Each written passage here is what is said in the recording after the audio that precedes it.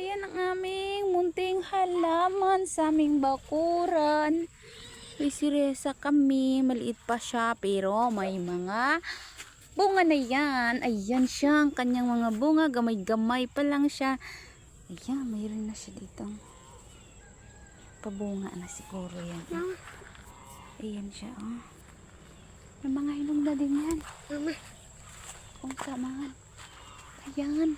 Sana ba yung hinog? Ayun. Ayan o. Mayroon na yan siya pula. Kaso inuubos ng mga darlington ko yan siya. Pag may nakitang bunga. Ba't mo kinuha yung bulaklak ng halaman natin? Nakulog lang.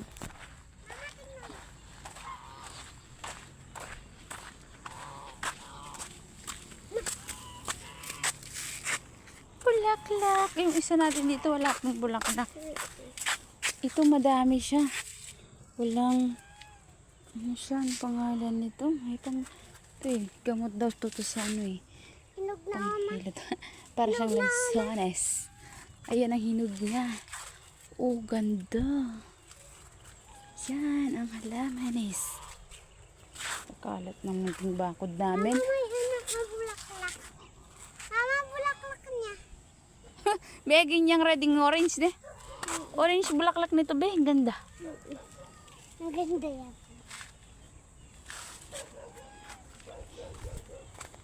Parang manuldo lang aga. Parang kulay pula.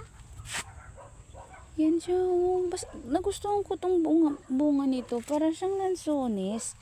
Parang masarap kainin pero hindi pwede. Pwede. Ang dami niyang bunga. Oh, grabe.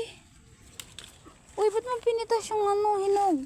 Tutubo daw yata itong na to. Itong bunga. Tumubo yung buto niya. Tingnan ko ba ma? Oo.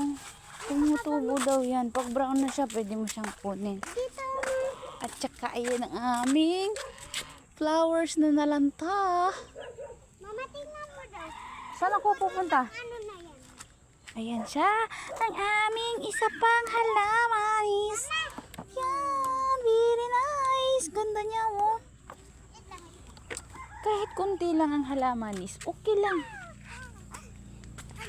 Mama, may kuma. Ang bigat-bigat ang ako na ito. Ayan ang aming yung aming, anong pangalan niyang kasi?